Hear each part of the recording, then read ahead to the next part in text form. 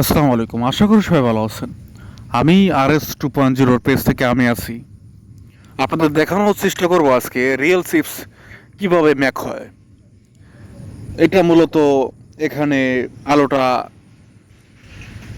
ঝুলানো হচ্ছে আর আলোটা বাছাই করা হচ্ছে সাইজগুলো সবগুলোর জন্য অ্যাকুরেট থাকে।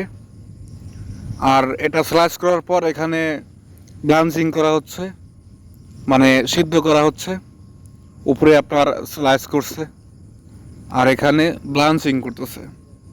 আমরা আরেকটু সামনে যাব, সামনে গিয়ে আপনাদের আরেকটা প্রসেস দেখানোর চেষ্টা করব। আমাদের ব্লাঞ্চিং এর পর্ব শেষ।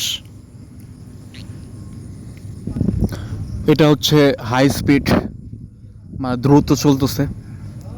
পানিটা এখানে রিমুভ হয়ে যায় আর ডিরেক্ট এখন চলে যাবে ফ্রায়ারে, যেখানে এটা ভাজা হবে। তারপর আমরা চলে যাব সোল্টিং বেল্টে। এটা হচ্ছে সোল্টিং বেল্ট। ফ্রাইয়ের পর এখান দিয়ে চিপস বের হচ্ছে। এখান থেকে কিছু পচা চিপস যদি থাকে তাহলে বাছাই করা হয়। সোল্টিং বেল্টের পরে আমরা এখন দেখব হচ্ছে স্পাইস ড্রাম। এখানে মূলত মশলা মিক্সিং করে। এটা হচ্ছে আজকে টমেটো ট্যাঙ্গো চলতেছে ফ্লেভার।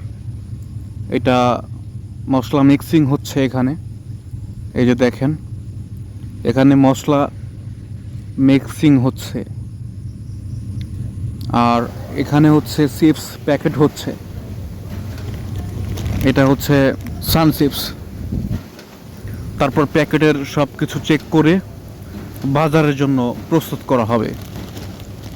এটা হচ্ছে রিয়েল পটেটো সান চিপস ফ্লেভার টমেটো ট্যাঙ্গো।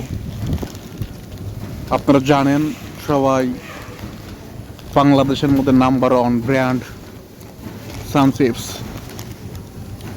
এখানে উইং মেশিং, এটা মূলত 80 গ্রামের প্যাকেট এখানে হচ্ছে।